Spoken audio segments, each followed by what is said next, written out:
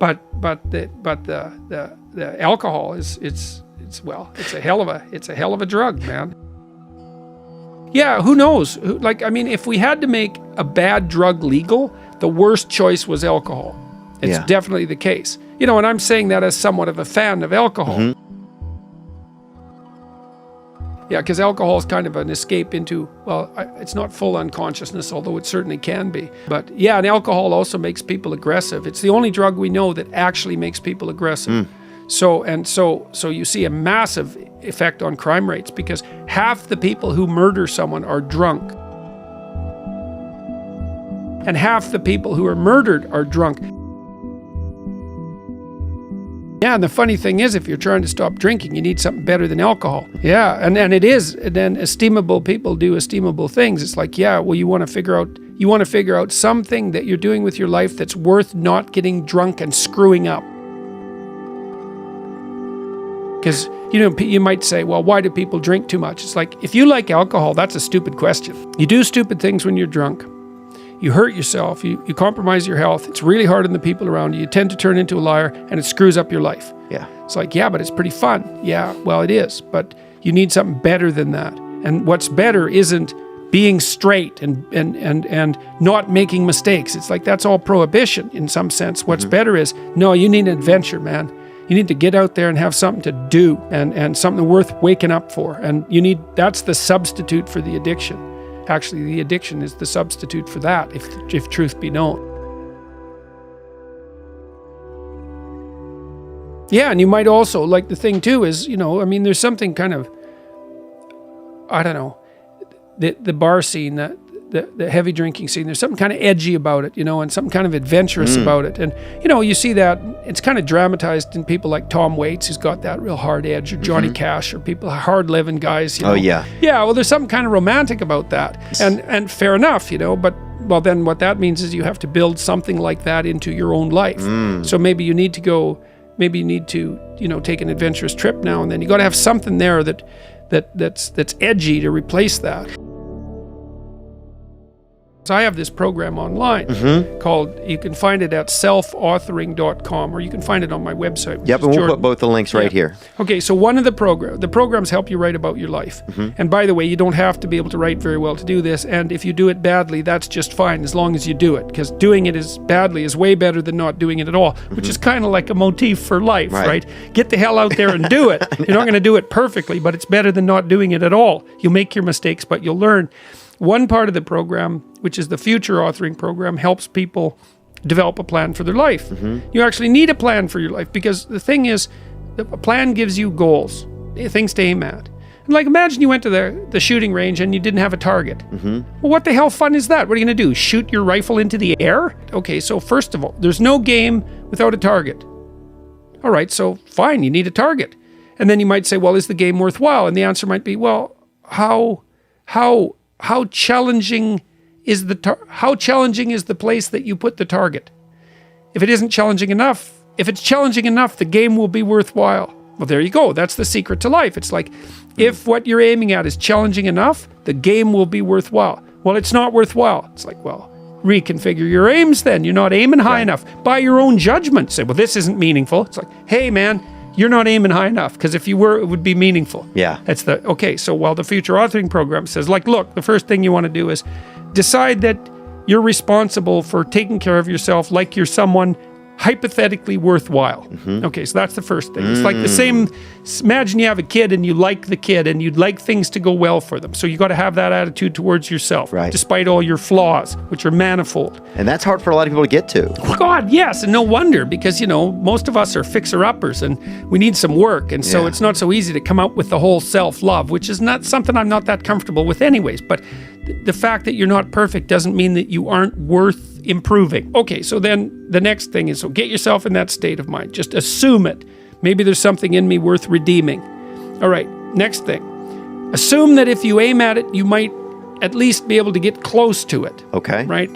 Or that you'll aim at it and miss, but your aim will get better across time. And you're taking a shot in the right direction. Yes, that's exactly it. And you're starting to move in the right direction. And even if you haven't got your goals specified properly, as you move towards them, you'll get smarter and you'll be able to make better goals. So you're on the right track. You're starting to calibrate. You're starting to calibrate. Exactly what you're doing. You're starting to calibrate. That's exactly it. And then the next issue is, okay, now here's another hypothesis. If you aim at it, you might get it. But you're not going to get it if you don't aim at it. Right. You might not get it if you aim at it, but you might get it. So that's at least you're setting up the preconditions. Right. Next step. Imagine your life three to 5 years down the road, and you get to have what you need and want, assuming you're reasonable. Okay, so these are the things to consider. How would you like your family to be if it could be the way you wanted it to be? What are you going to do with your relationships with your siblings and your parents? What about your kids and your wife? Your intimate relationship, right? If you could have what you wanted, what it would look like. Your career or your job.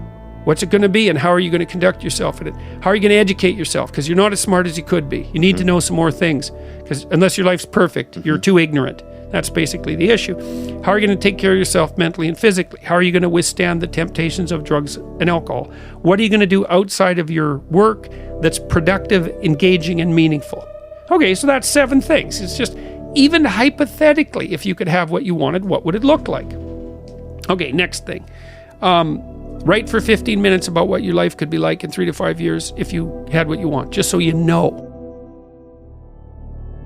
So do that. Next thing.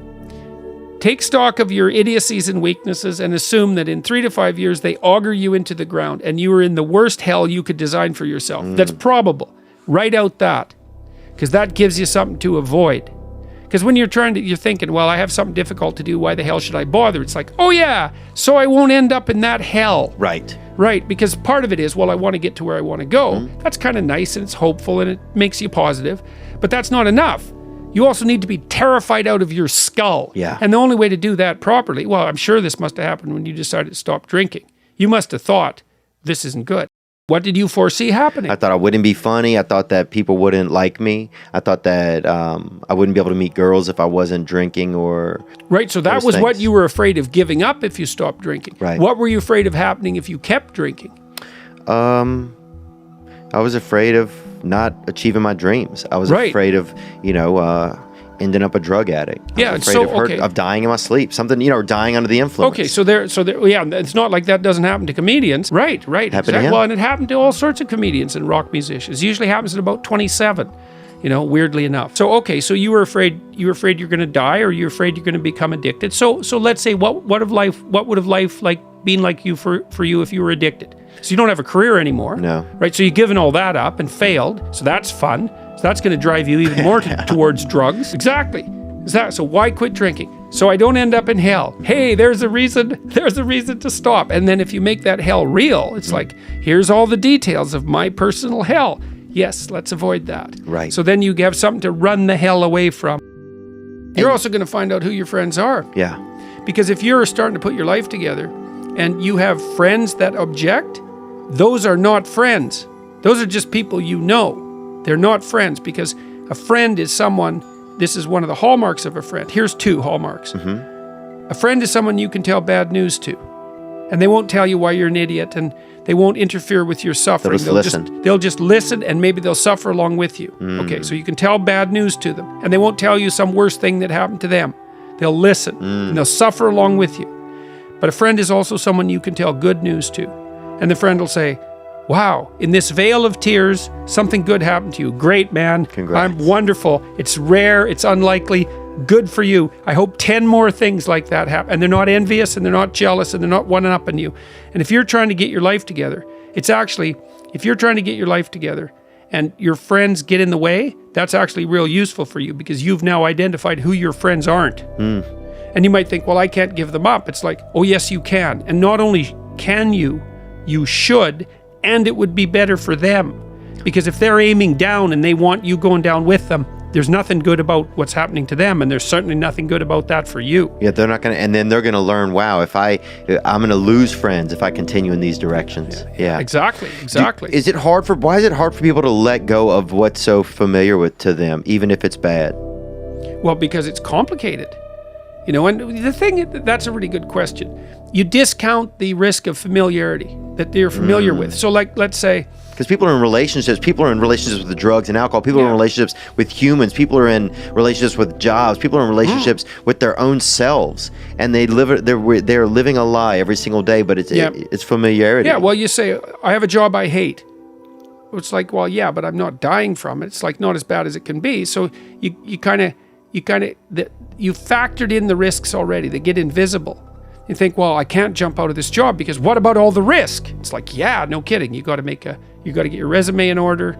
You got to send it out. You got to send 50 of the damn things out before anybody will call you back. Then you have to go get interviewed, and maybe you're not any good at that. You have to come up with a story while you're a good employee, and maybe you're not yet, so you have to figure out how to do that. It's like, what about all these risks if I go look for a new job? It's like, yeah, absolutely, man. Those are risks, and they're harsh, and no wonder you're avoiding them. What about the risks for you to stay with this job you absolutely hate? Well, let's think that through. Okay, so I have this dead-end job. I hate it. I'm getting bitter. Where am I going to be in 5 years? I know where, because I've watched this with people. You're going to be just like you are now, except a lot more of what's good about you is going to be gone, and a lot more of what's terrible is going to be amplified. And you're going to be like, in 5 years, you're going to be 10 years older instead of 3 years older. Yeah. Right. And because it kills your spirit somehow. Oh, man. Yeah. So it's like, you think, oh my God, there's a terrible risk in pursuing this new job. It's like, yeah, there is a terrible risk. There's a terrible risk in you staying with your job right now. And so one of the things that's really, really freeing to understand is that you're screwed no matter what you do. There's no secure path forward. Give it up. It's risk everywhere. You think, oh my God, that's terrible. It's like, yes, except for two things. You can pick your risk. That's the first thing. So you get to pick your poison. That's something. And second, you're a lot tougher than you think. So even though there's risk everywhere, if you confront it forthrightly, what you'll find is that you can actually handle the risk. And that's the security. Well, alcohol really is a good drug for coping with anxiety. That's why people use it. So it does two. If you really like alcohol, it does two things to you. It makes you more extroverted and enthusiastic while you're on the ascending limb of the blood alcohol curve, which is why you have to keep drinking once you start. Because if you plateau, that goes away. So you got to keep drinking. Okay, so that's one thing. It makes you more enthusiastic and more full of positive emotion. And the second thing it does is reduce anxiety. Yeah. And so if you are a bit more socially anxious, and you also have that positive response to alcohol, which everyone doesn't have, by the way, then it's a great drug. But the problem is, it's a great drug for the moment. Well, alcohol is an interesting drug because it actually doesn't make people stupid. This has been tested. Like people who are drunk will take far more risk. And you might say, well, that's because they're too stupid to understand the risk. It's like, no, they're not. If you ask them about the risk when they're drunk, they can outline it perfectly. What it stops them from doing is caring about the risk. It's actually, and that's part of the anti-anxiety component. It's like, yeah, the risk is, that's why you can drive around drunk at high speed in a car, which is a really stupid thing to do. Yeah. We used to do that in the back roads of northern Alberta. It's fun, but people died all the time doing it, especially in the winter. It's like, wow, this is great. It's great until your head's gone through the windshield, like so many things. It's like jumping off a cliff. I'm flying, which is true until the last 1/10 of a second. It's like, then you're not flying, man. It's like, So alcohol has exactly that effect. It is a great anti-anxiety drug, but it does stop you, and you said it stopped you from learning the skills that you need in a social circumstance to be able to cope with that. So then it actually stops you from dealing with the anxiety. You don't have to learn how to overcome it. That's not good. Yeah.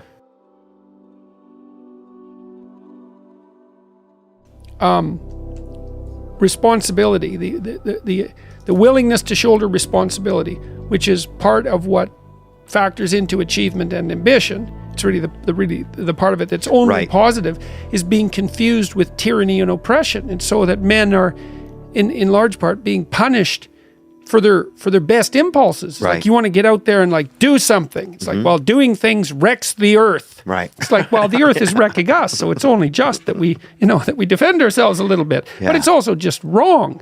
It's like that willingness to go out there and contend with the world, to go on your adventure, right?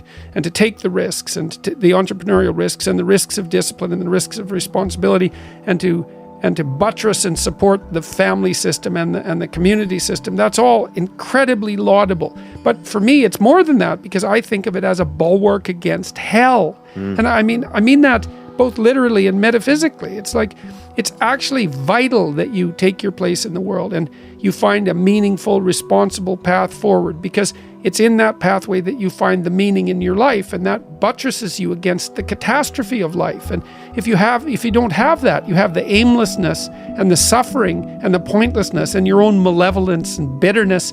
It's hell. Yeah. And then you make hell for you, and you make hell for your family, and you make hell for the community. It's like none of that's good. And so whenever I see people step away from that and they're moving forward and they're telling me about it, I really think, great, that's a miracle, man. Keep it up. Like, it's really important, and I don't care what you're doing.